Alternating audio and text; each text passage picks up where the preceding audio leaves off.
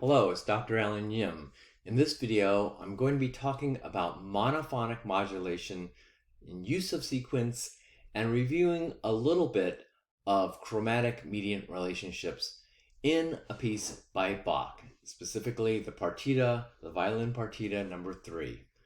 So let's take a look at the beginning first. Okay, this piece happens to be in the key of E major, and it's kind of this BWV, just a quick note, that's a catalog number 1006. You know, Bach wrote thousands of pieces of music.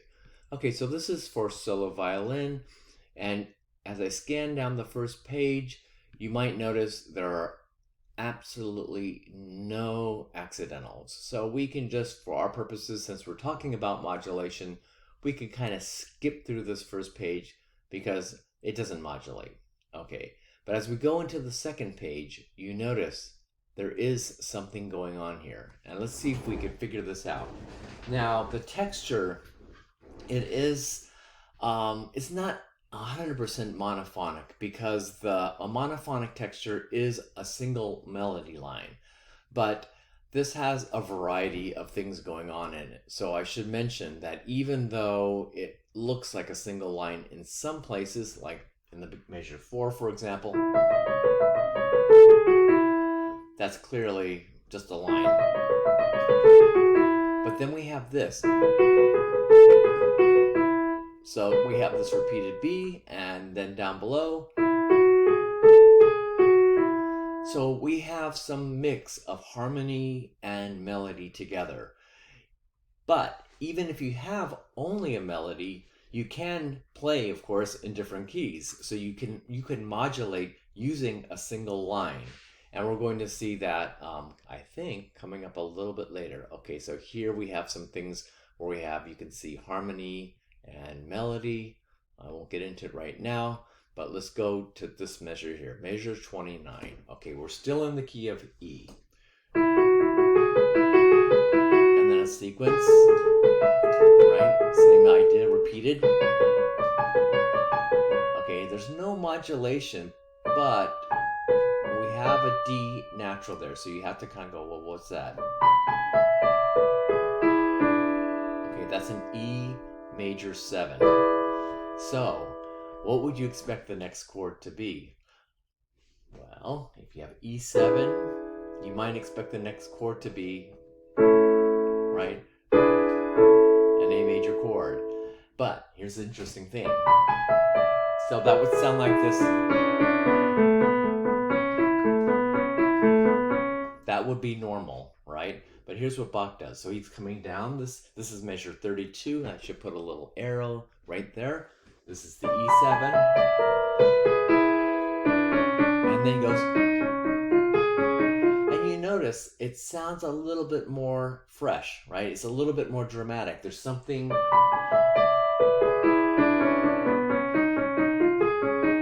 Instead of going to A. Right? That just doesn't have the same kind of oomph to it. Now, there could be a couple reasons why he did this, but I'm going to guess it's a musical reason. I mean, maybe the violin. I'm not a violinist, but I think it'd be just as easy to play on the A, starting on A, than C sharp. In fact, the C sharp might be a little bit more challenging. But why did he do it? Well, okay, we have this E7 chord, and then we go to this C major chord. And that should sound familiar. That is a chromatic mediant right there. So E to C sharp. The roots are a minor third apart. Both chords are major.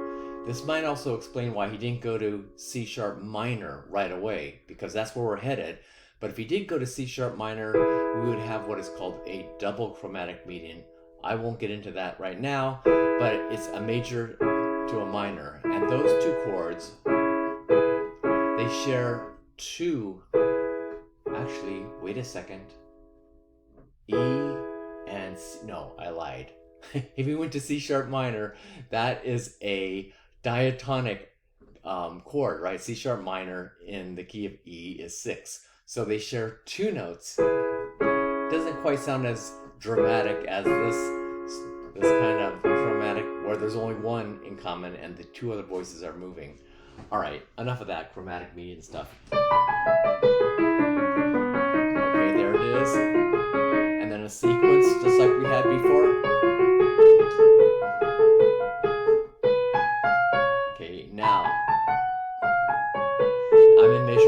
7. Okay, that's the new key that we got to.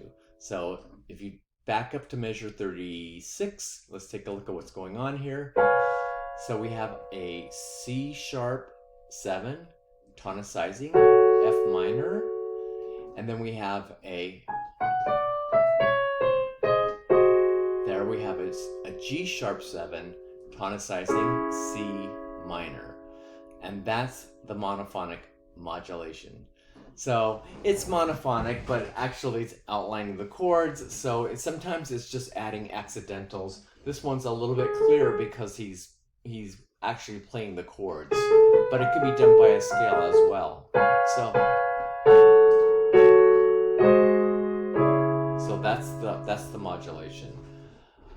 Okay, I guess I'd only want to point out one more thing. So again, to recap, monophonic modulation is using a single line and altering the line, the melodic line, to go from one key to the next, by adding or subtracting accidentals. This one happens to have a little interesting thing here using a chromatic mediant. And then once we get to C sharp minor, let's take a look at what happens, because he is going to cadence again, just to reconfirm this key and to, well, you'll see, to create a little suspense in this next section here. So here's 5, 7, 1. And then if you look down to measure 51, there's this, you see the dynamic that he has a forte piano. This one here is, again, C sharp minor, and before you have a 5, 7. Now, what you might observe here is once we get to measure 43, there's this note, this persistent G sharp in the bass. So again, this is that technique of kind of sitting on 5. Of course, Bach wrote long before Beethoven, but there it is again, creating this suspense by sitting on the dominant. So I will begin, well, how about just before we get to here, and then I'll play through this so you can hear what this sounds like a little bit. Okay, there's C, and then, so now we're on the dominant. There's a dominant 7. Okay, and there's that example of a harmonized melody, a slower melody, right? And then I'm going to cheat a little bit here. So that's 1. Oh, wait.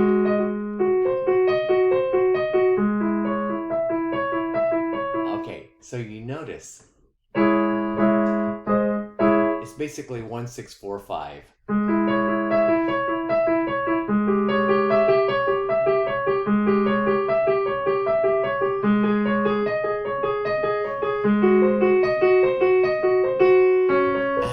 Finally, we get the tonic.